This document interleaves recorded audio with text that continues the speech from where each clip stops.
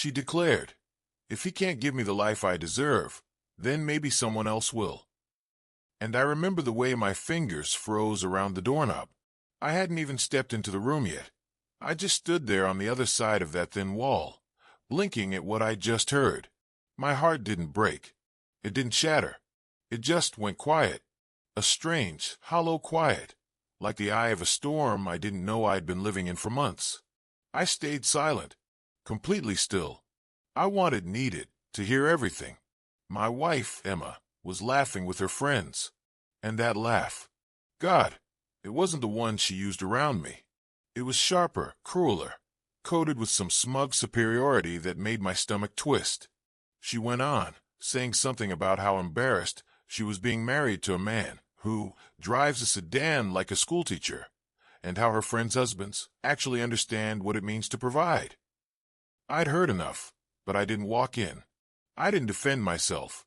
I just let their voices keep spilling into the hallway, a river of mockery and vanity flowing so naturally you'd think they rehearsed it. What stung wasn't the insult. I'm financially stable, more than stable. No debt, a decent investment portfolio, a job that's not flashy but pays well. I've built a life most would call comfortable. But Emma never wanted comfortable. She wanted impressive, enviable, something that would make her friends look at her with awe instead of the backhanded pity she imagined they felt. And somewhere along the way, she decided that respect from them mattered more than love from me. Her status obsession wasn't new. When we first met, she adored simple things. A park walk, a cheap diner milkshake, a quiet night in. But slowly, I watched her priorities morph into something harder, colder. Designer bags she couldn't afford on her own became necessities. Brunches with friends became mandatory rituals. And their approval, their approval, turned into the compass she steered her whole identity with. The latest obsession was the house. Her dream house. The one she insisted we needed to keep up with her friends' grown-up lives. A sprawling suburban home with useless high ceilings and a mortgage that made my teeth clench just looking at the drafts. I wanted something modest, something we could actually grow into, not drown under. But she pushed, argued, twisted, and manipulated until she got me to at least consider it. The final decision was supposed to be today, the day we would sign the preliminary mortgage documents. Only I didn't know the truth yet. Not until I heard her say, "He'll sign it. He's too afraid of losing me to say no. And once we're in the house, I'll make sure he finally steps up. A bigger mortgage means bigger responsibility. If he really loves me, he'll find a way to earn more." Her friends cheered like she'd just schemed her way into royalty. I stood there, staring at the floor, a coldness creeping up from the tiles into my bones. That wasn't partnership. That wasn't love. That was a trap. But that wasn't even the worst of it. Later that night, after her friends left, and she pretended nothing had happened, I walked into her home office for my laptop charger. Her phone was sitting face down on the desk, screen still glowing. A message preview flashed before it dimmed. "Don't worry. Once the house is under his name, we're good. I'm not risking anything financially. You know I'd pick you if things were different." My breath caught. A second message appeared. "He'll pay for everything. He always does. Just be patient." I felt a kind of stillness that comes right before a controlled detonation, because I recognized the contact photo, just enough to know this wasn't one of her girlfriends. It was him, the guy she swore was just a friend. The one she said she only talked to occasionally because he gets her humor better than anyone. I scrolled. There were weeks' worth of messages. Flirtation, emotional betrayal, plans for the future. And always, this underlying expectation that I would be the one paying for their convenience, their lifestyle, their security. The house wasn't for us. It was for her image and his comfort in the background. I didn't throw her phone. I didn't confront her. I didn't yell or demand answers. Instead, I calmly placed the phone exactly where I had found it, walked into the kitchen, and poured myself a glass of water. She passed me on her way to the shower, kissed my cheek absent-mindedly, and asked if we were still on for the mortgage appointment tomorrow. I smiled. Soft, pleasant, harmless. Of course, I told her. Inside, something shifted. Not anger. Not heartbreak. Calculation. I was done playing by rules she wasn't respecting. If she wanted to build her identity on manipulation and status, then she was about to learn exactly what it felt like when the tower she built on lies finally buckled under its own weight. I didn't sleep that night. Not because I was hurt, but because I was planning. Tomorrow, she wanted me to sign everything. Tomorrow, I'd let her believe I would. Tomorrow, she'd strut into that meeting thinking she'd won. And tomorrow would be the beginning of her downfall. By morning, my decision was carved into stone. I moved with a calmness that almost felt eerie, like I was watching myself from a distance. My wife fluttered around the house, dressing in her favorite cream-colored blouse and gold earrings, her power ensemble, as she called it. She wanted to look like the ultimate polished woman when we signed those papers. She wanted photos for her social media. New chapter. Homeowners. She thought it would be the moment she finally outshined her friends. At breakfast, she was practically glowing. She kissed my cheek and said, "Just smile today, okay? This is a big deal. Don't ruin it with budget talk." I just nodded. No budget talk. No arguments. No pushback. She interpreted my silence as submission and smirked into her coffee, satisfied she'd won. The drive to the mortgage office felt like the quiet before a thunderstorm. She kept checking her reflection in the visor mirror, smoothing her hair, rehearsing the presentation of her perfect life. Meanwhile, I rehearsed something else entirely. My plan wasn't impulsive. It was precise. First, I called the mortgage officer yesterday evening after hours and asked for a slight change. A harmless administrative adjustment that Emma wouldn't catch until it mattered. I told him to list only her name on the preliminary financial responsibility draft, the legally non-binding version used for review before final signatures. He agreed as long as she was present and verbally confirmed. Second, I gathered every screenshot of her messages, every word she shared with her friend, every plan she made to manipulate me, and I saved them to a separate device she didn't know about. Third, I arranged a very specific audience. The moment we arrived, I realized how easy this would be. Two of her closest friends, Laura and Vanessa, were already waiting in the lobby, pretending to be surprised to see us. More likely, Emma invited them so she'd have witnesses to brag to. They exchanged those grating squeals women save for showing off. "Oh my God, Emma, today's the day. You're finally getting your dream home. You must be so proud." Emma beamed and said loudly, "Well, someone finally realized it's time to step up." They all glanced at me with matching smugness, like I was some golden goose they had pressured into laying a bigger, shinier egg. Perfect. We sat around the conference table, and the mortgage officer began flipping through the paperwork. Emma leaned forward, ready to pounce on the pen, acting like she was the financial expert between us. When the officer explained the first page, she didn't even listen, just nodded with exaggerated confidence, saying things like, "Yes, yes, that's what we discussed," even though she had never once read more than a heading. Then came the moment I'd been waiting for. The officer slid a document across the table and said, "Now, Emma, this page lists you as the primary responsible party. I'll need you to confirm aloud that this is correct." She froze. A tiny flicker of confusion crossed her expression. She looked at me, briefly, searching for reassurance.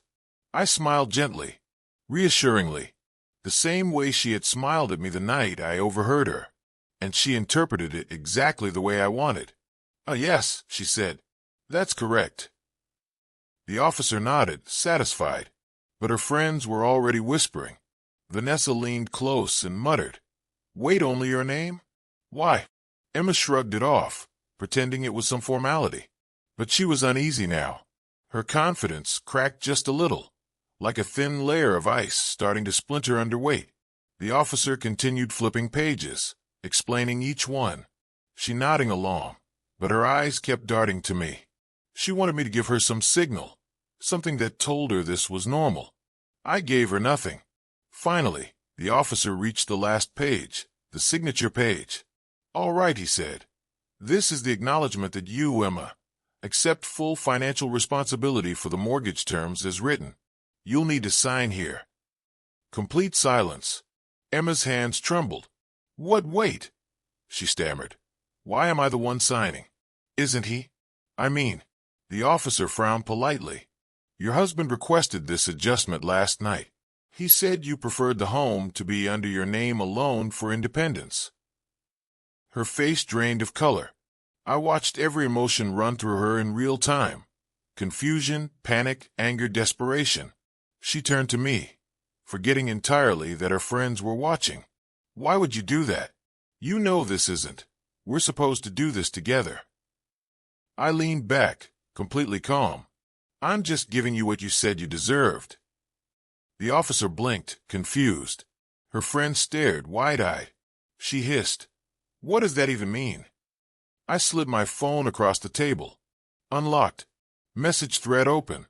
Her messages with him displayed in glaring white bubbles across the screen. Her friends gasped. The officer awkwardly looked away. She whispered, No, this isn't." I said quietly, "You declared yesterday that I wasn't enough for you, so I decided not to hold you back." She stood abruptly, chair scraping the floor. "We need to talk outside. Now." I shook my head. "We're done talking." Her friends looked at her in horror, true horror, as realization settled in.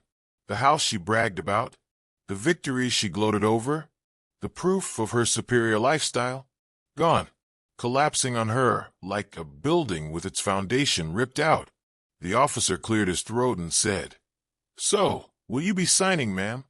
Emma's voice was barely audible. I can't afford this alone." I replied, "Then I guess you shouldn't have tried to trap someone into paying for it." And with that I stood, tucked my phone back into my pocket, and walked out. Behind me, I heard the meltdown begin. No, please, wait, come back. Can we fix this?" Then, "This is because of you too, isn't it? You always judge me." And finally the sound of her breaking into sobs as her perfect image dissolved right in front of the two people whose approval she worshipped most. Her humiliation was complete. I walked straight to the car and drove off without looking back. For the first time in months, the air felt breathable. My chest felt open, light, unburdened. It was like stepping out of a room filled with smoke and taking that first clean breath of mountain air. But Emma's silence didn't last long. My phone buzzed once, then twice. Then it turned into a non-stop stream. First came the desperate messages. "Please don't leave. We can talk about this." I didn't mean anything I said. It was just venting. "I swear I love you. Don't throw our marriage away over a misunderstanding." Then the calls. 16 in a row. Then the tone shifted. "You blindsided me. You humiliated me on purpose. I only talked to him because you weren't emotionally available. You owe me at least a conversation." I didn't respond. Not once. The last message in the desperate apology phase came at midnight. "I'll lose everyone if you don't help me fix this." Then came the final stage, blame. "I can't believe you're actually doing this to me. You ruined my relationships. You made me look like the crazy one. If you walk away now, you're proving you never cared in the first place." But here's the thing. I did care. For years. I cared so much that I didn't see the steady erosion of respect, the entitlement that kept growing, the way she let her friends dictate our entire life. I ignored 100 red flags because I believed marriage was about patience. But patience becomes self-destruction when only one person is doing the work. I answered none of her messages. Instead, in the morning, I sent exactly one email to her family, her close friends, and the friends she'd been messaging. No commentary, no insults, no explanations, just screenshots, all of them. Then I blocked her everywhere. It wasn't revenge, it was clarity, and the silence that followed was absolute. Days passed. Then weeks. Friends reached out to tell me Emma was spiraling, moving back in with her parents, trying to spin a different narrative, losing the same approval she built her identity on. Her friend blocked her after his own girlfriend saw the screenshots. Laura and Vanessa publicly distanced themselves, embarrassed to have been associated with her smug arrogance the day everything collapsed. Meanwhile, my life got peaceful, quieter, simpler. I woke up earlier, started running again, reconnected with old friends, rediscovered parts of myself I didn't realize I'd neglected. For the first time in a long time, the future didn't feel like a battlefield I needed to tiptoe through. One evening, sitting outside watching the sun dip behind the houses, I realized something. Emma never wanted a partner. She wanted a pedestal. And the moment I stepped off it, her entire world fell apart. My world, on the other hand, finally fit right. And maybe that's the real comeuppance, not the dramatic reveal, not the public humiliation, not the collapse of her curated image. It's the simple, undeniable truth that without manipulation, her life had nothing solid underneath it. I built a life on honesty. She built one on appearances. Only one of those can survive reality. And as for me, I'm moving on, calmer, wiser, and finally free. Because sometimes the most powerful act of self-respect isn't fighting back. It's walking away from someone who was never walking with you in the first place.